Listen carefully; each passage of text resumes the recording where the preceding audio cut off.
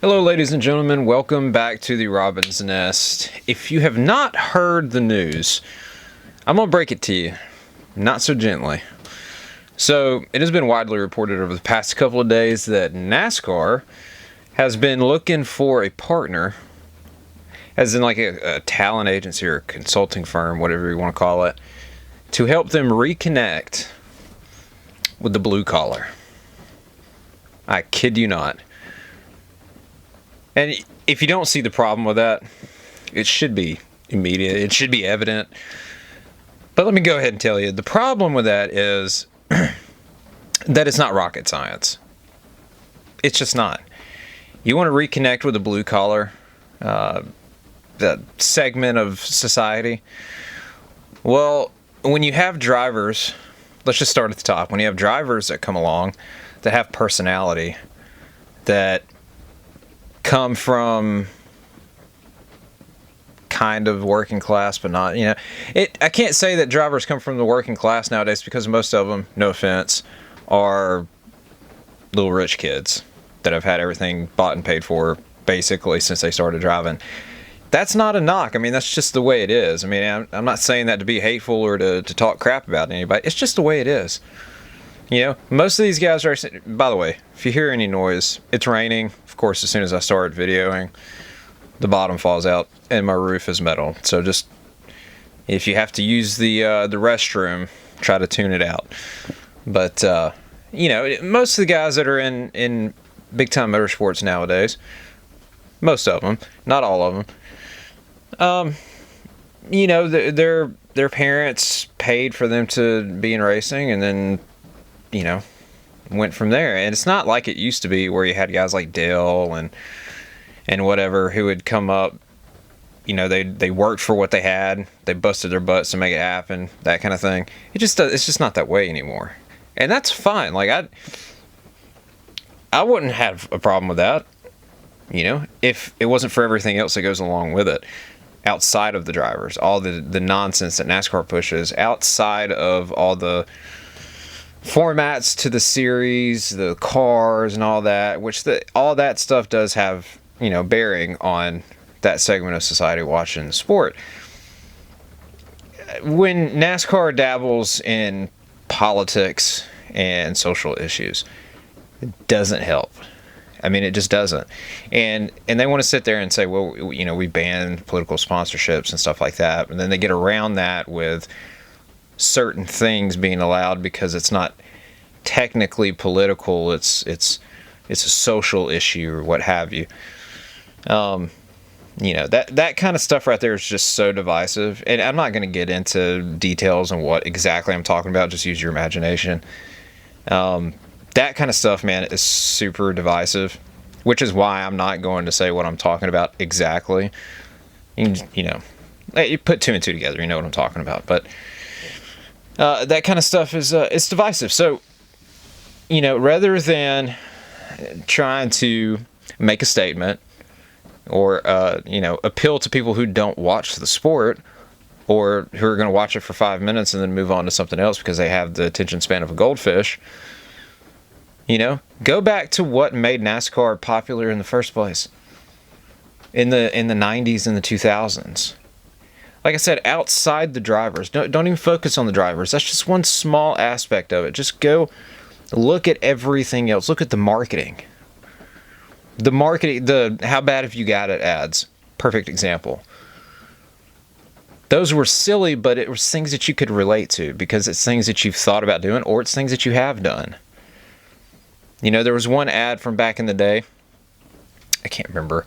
I can't. It was. I know it was a racing ad, and or a NASCAR ad.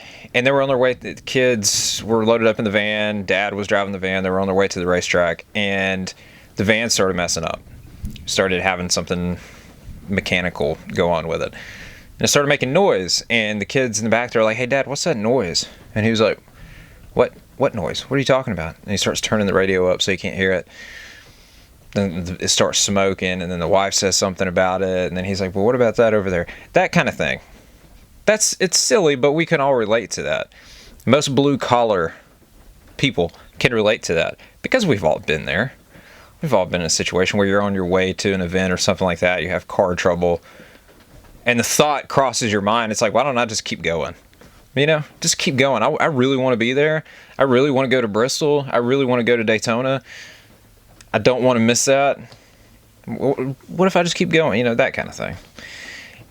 My point being is that it's not rocket science. You can figure it out without having to hire a consulting firm or a talent agency. I mean, it's just absolutely idiotic. And since they're going that route, that just proves that we are in serious trouble with the leadership that's in place right now. If you enjoy listening to me ramble about motorsports or cars or anything else I feel like talking about, make sure to like, subscribe, leave a comment, turn on notifications. The works. We are 2 days out from one of our 2 copyright strikes falling off. Hallelujah. Praise the Lord. Thank God for that. And then the other one I think is like a month after that. So bear with us. You guys have been doing awesome, spreading the word, telling everybody about our channel. I greatly appreciate that. Once we get on the other side of that hump, you know, we'll start branching out a little bit. I've just had to be really careful with what we do with content and stuff like that, because you get 3 copyright strikes all going on at the same time and they'll cancel your channel. So I don't want to cross that bridge. So bear with us. Eventually we'll get back to where we do some other things and stuff, and you know, but we're going to do it right this time to avoid copyright strikes. I just don't want to take any chances right now. So anyways, if you're interested in diecast cars, t-shirts, hats, racing memorabilia, auto parts, anything like that, make sure to check out our eBay. The link is in the description. If you see something you're interested in, shoot me an offer and we'll go from there. Without further ado, let's get into it.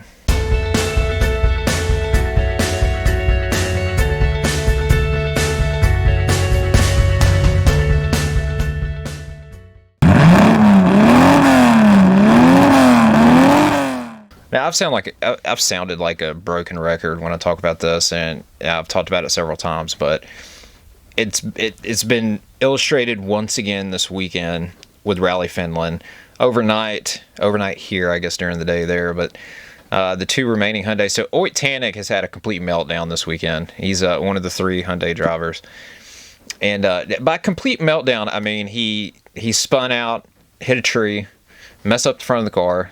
Team got the car fixed, and then he goes out there. I don't know the full story why it happened, but he ran into a marshal, and so since he ran into a marshal or a steward or whatever you want to call him, he was penalized 5 seconds or 5 minutes, I should say. So he's out of the rally. You know, he was in contention for the championship. I think he was leading the championship actually coming into this round. And I don't know what's going on with him, because a similar thing happened last year. He was in contention for the championship. Excuse me. They went into Japan, and he drove off in the woods and crashed. Now, granted, he was on the ragged edge. He was pushing. Still wanted to win the rally. So I get that. But, you know, he choked. There's no other way to say it. He choked, and he lost the championship. And this is like volume 2. We're going down the same path once again. I don't know why. I don't know what's going on behind the scenes at Hyundai. But I hate seeing it. And then the other 2 Hyundais had punctures overnight, and so they're, for all intents and purposes, they're out of contention for the lead. So now we have Toyota 1, 2, 3, 4, 5. Yes, you heard that correctly. Toyota Gazoo, meaning one team is 1, 2, 3, 4, 5. And then everybody else. So Ford evidently can't get their act together, M Sport, to compete with Toyota or Hyundai. It's ridiculous that we have 3 manufacturers competing in Rally 1. It's just ridiculous. There's no excuse for it. You get to a situation like this, and Hyundai's out of it. Ford's still out there, but they can't run with Toyota. So all you have is Toyota. What is the point watching the rest of the rally? We already know that one of the Toyotas is going to win. Outside of that, what does it matter which driver it is? Because it's Toyota. And if you're unfamiliar with WRC, the way that this works is that Toyota Gazoo fields 5 entries. So they're all under the same umbrella. They're the same team. Same thing with Hyundai. Same thing with M Sport. So we're watching one manufacturer just, just having a play date, basically.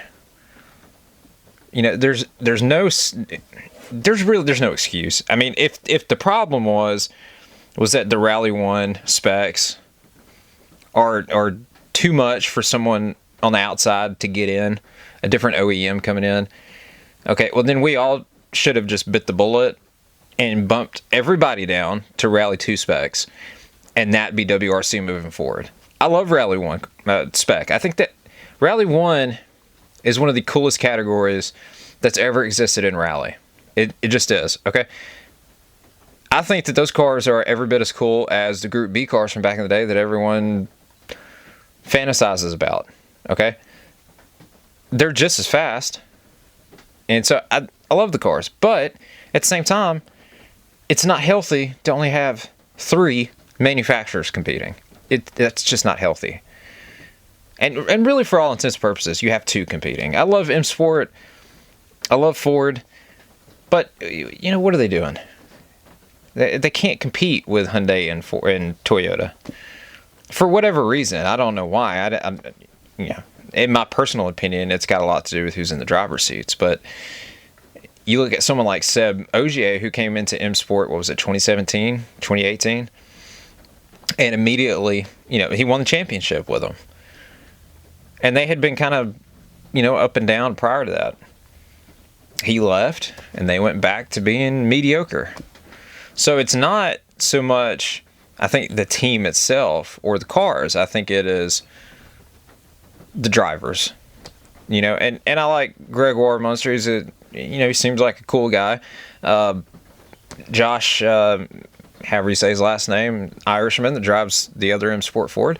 I like him. I really like Sex, and I think that if you do it right and you don't put a ton of pressure on him, that he could eventually be good.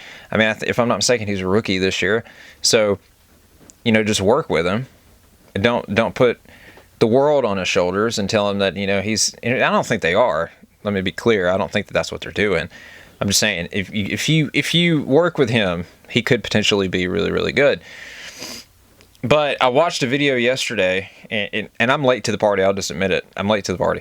Where Liam Lawson was at Goodwood, and he was driving one of the M Sport Fords. And so the way they had it set up was Josh was out there with him. Josh made a pass, and then Liam, I think they ran like 2 or 3 passes for him to just get familiar with the car, and then they went out there and they did a time pass. And he ended up, I believe, if I remember correctly, he was about 5/10 off of what Josh's time was. And Liam had never been in a rally car before. Never. Okay, and he's 5/10 off of Josh. I think Josh is a rookie too this year, so again, you know, I guess you got to give him some benefit of the doubt, but that's concerning. Just put it that way. It's concerning. I mean, it's just ridiculous, because what's going to end up happening is it's going to end up being a Toyota championship if things don't change. Yeah, Ford will still be there because M Sport's not going anywhere anytime soon, but you know, they're not competitive, so it'll end up being a Toyota championship. And because the rumor on the street is Hyundai is going to be pulling out due to their Genesis program, and it may not be next year, but that's coming down the line. You know, usually where there's smoke, there's fire. And, you know, just hate to see it, I'd hate to see it turn into a one-make championship for all intents and purposes, because, like I said, Ford is there, but they ain't going to take the fight to Toyota. That ain't gonna happen. Not at the rate that they're going. So, yeah, you know, Citroen could make the move up. So could Skoda. Or I think they extended the homologation rules, or the set of parameters that are in right now until the end of, what was it, 27, 26. Kind of kicking the can down the road, figure out what they're gonna do. You know, with the hybrids and just the Rally 1 specs in general. So, yeah. My advice, which is just my advice, I mean, take it for what it's worth. My advice would be to, you know, bring everybody down to Rally 2 specs. You know, and not only that, I think Rally 2 is pretty competitive and pretty interesting to watch. So, you know, they use it in the European Rally Championship, ERC. I guess that's right, isn't it right? ERC, sound right? Don't quote me on that. Pretty sure it is. And anyways, that's a good championship, and the Rally 2 branch of WRC is fun to watch, and plus I'm biased too, man. Like Skoda's in WRC2, I'd love to see them, you know, on the main stage in the main game. That'd be pretty cool to watch. So see what happens. In the meantime, let's watch the Toyota Rally, also known as Rally Finland, tonight. See how that finishes up. Who knows, man? Toyota could have like a massive meltdown with all 5 of their cars. It's not going to happen, but it could. I've seen crazier things. So, I mean, look what happened to Hyundai. We'll see. If you enjoy listening to me ramble, make sure to like, subscribe, leave a comment, turn on notifications. The works. If you're interested in diecast cars, t-shirts, hats, racing memorabilia, or basically anything, make sure to check out our eBay. The link is in the description. Thank you guys for watching. Until next time, we'll see you. God bless. Oh, by the way, actually, before I stop, let me go ahead and say this, because I don't think I've said it on the video before. Follow me on Facebook, follow me on X. The link to both of those is going to be in the description. I get in the habit of saying that, and I will moving forward. Make sure to check it out. Till next time, we'll see you. God bless. Peace.